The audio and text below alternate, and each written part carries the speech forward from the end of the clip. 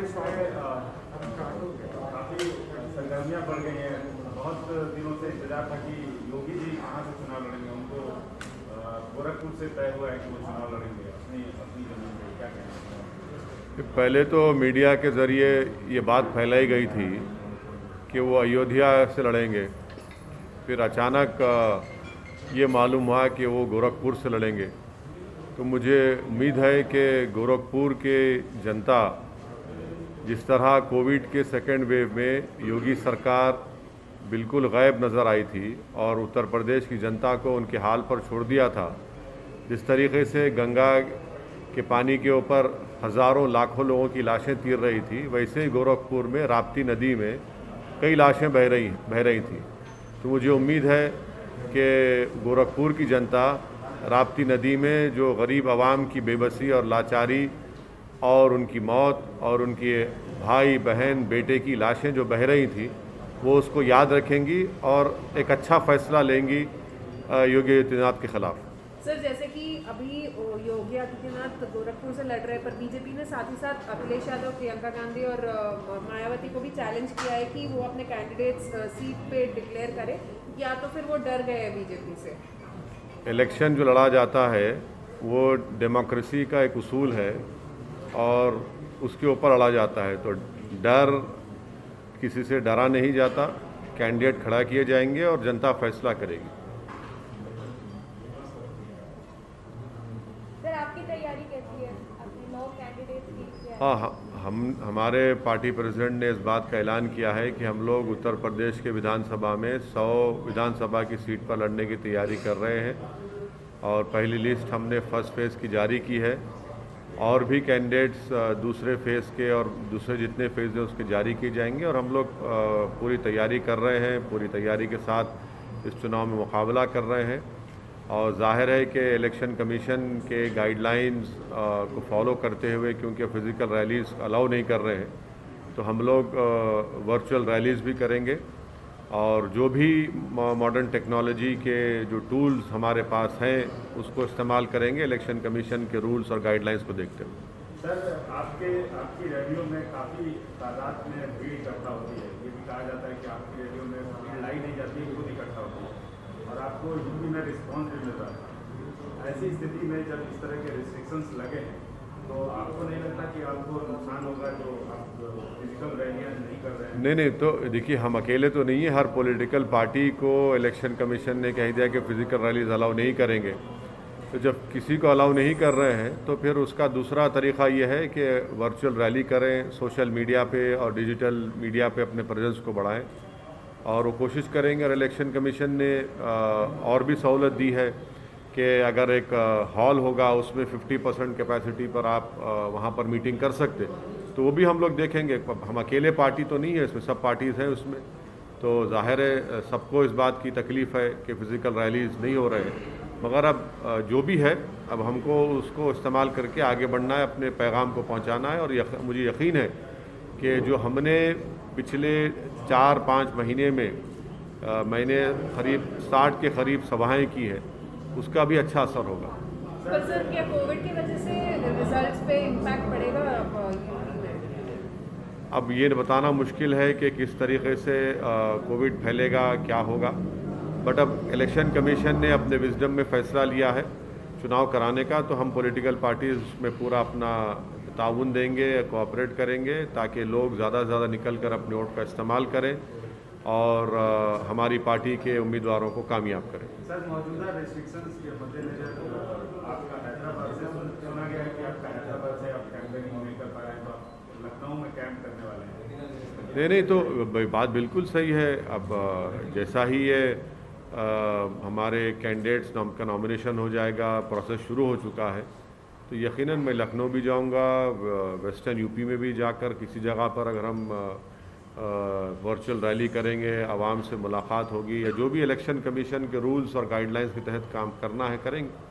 Sir, वही पुराना सवाल जो आपके बारे में कहा जाता है कि आप उत्तर प्रदेश में बीजेपी को जिताने के लिए इतनी मेहनत कर रहे हैं, ना कि अपनी सीटें।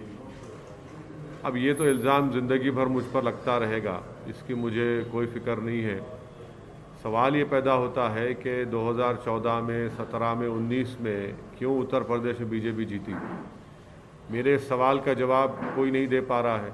इसलिए नहीं दे पा रहा है कि सच्चाई ये है कि ये तमाम नाम निहाद सेकुलर पार्टीज़ बीजेपी को हराने में नाकाम साबित हुई हैं। और ये भी कोई नहीं बता पा रहा है कि 2019 में एमआईएम पार्टी सिर्फ 3 लोकसभा की सीट लड़ी तो बीजेपी कैसे 306 के ऊपर जीत जाती है। तो ये सब सवालात हैं। ये बुखलाहट का शिकार और फ्रस्ट्रेशन का शिकार होकर इनको अपनी शिकस्त नज़र आ रही है। इनके पास खुद आइडियोलॉजिकली और इंटेलेक्चुअली कैपेसिटी नहीं है बीजेपी को हराने की, तो इसीलिए मजलिस पर इल्ज़ाम लगाते हैं।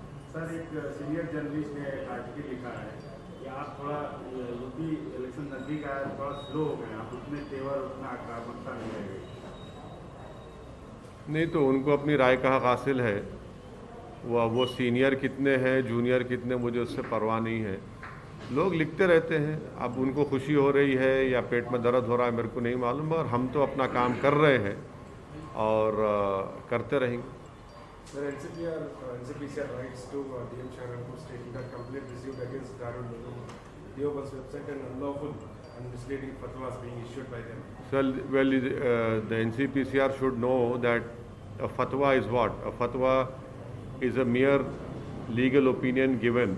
It does not have any legal, according to legal significance. It is an opinion given by the ulema and the scholars, and then they have the right to give it. The Supreme Court also had mentioned it in many cases. It's only a legal opinion that has been given, and if they are indulging in such behavior, it clearly shows that they have some vested interest in this. Sir, Imran Masood जो कांग्रेस छोड़ के SP की तरफ गए पर उनको वहाँ पे भी टिकट नहीं मिली, तो क्या एमआईएम उनसे बातचीत कर रहे हैं इमरान मसूद से? नहीं, इमरान मसूद साहब से हमारी कोई कांटेक्ट नहीं है, ना उनसे कोई बातचीत है। हाँ, ये बात सही है कि वो समाजवादी पार्टी में गए और उसके बाद जो मीडिया की इत्तलात हैं कि वहाँ से भी उनको इज़्ज़त और उनका मुकाम नहीं दिया गया। सर, अभी आपने 9 कैंडिडेट्स ही रिलीज किए हैं और 100 के करीब कैंडिडेट्स हैं, तो क्या एक साइंटिफिक अप्रोच आप देख रहे हैं जो भी कैंडिडेट सेलेक्ट कर रहे हैं, जिस प्रकार के कैंडिडेट्स होने चाहिए, क्योंकि विनिंग हॉर्सेस पर ज़्यादा ध्यान दिया जाता है, तो आपके स्ट्रैटेजी कैंडिडेट सेलेक्ट करने में क्या है? देखिए, कैंडिडेट के सिलेक्शन में कोई साइंटिफिक अप्रोच ज़रा स्ट्रांग वर्ड हो जाता है पॉलिटिक्स में, मगर यह है कि ज़ाहिर है हमारे पार्टी से लोग काम करते आए हैं, जो वाबस्ता रहे हैं और जो अच्छा मुकाबला कर सकेंगे, जो जीत सकेंगे, और उसमें बहुत से हर असम्बली कॉन्स्टिट्यूंसीज में मुख्तलिफ कंसिडरेशन होते हैं।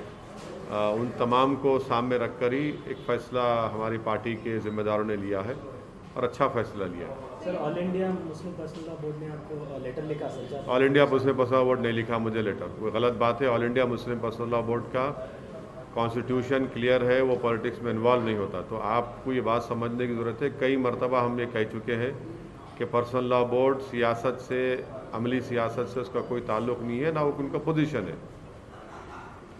सर, कांग्रेस चीफ पंजाब के कांग्रेस चीफ पूरे मतलब non rule BJP states governments minister से मुलाकात कर रहे हैं एलॉन मस्क के जो कंपनी सेटअप के ट्वीट के ऊपर, और पहला इनिशिएटिव यहीं से लिया गया, केटीआर ने किया था। आप इस पर क्या? मैं वेलकम करता हूं जनाब केटी रामाराव साहब ने जो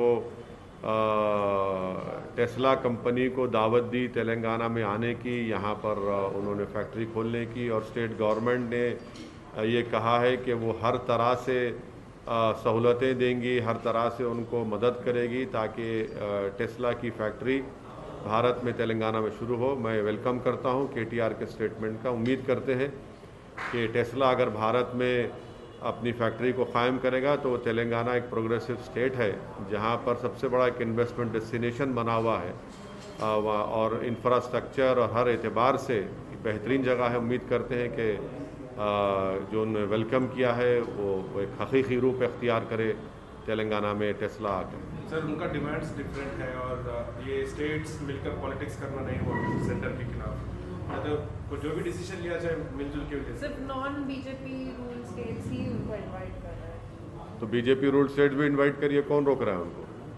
कौन रोक रहा है भाई? टेस्ला आना चाहिए ना इंडिया में, क्यों नहीं? बुरी बात क्या है आने में? क्या सिर्फ चीन से इंपोर्ट बढ़ते रहेगा क्या भारत का?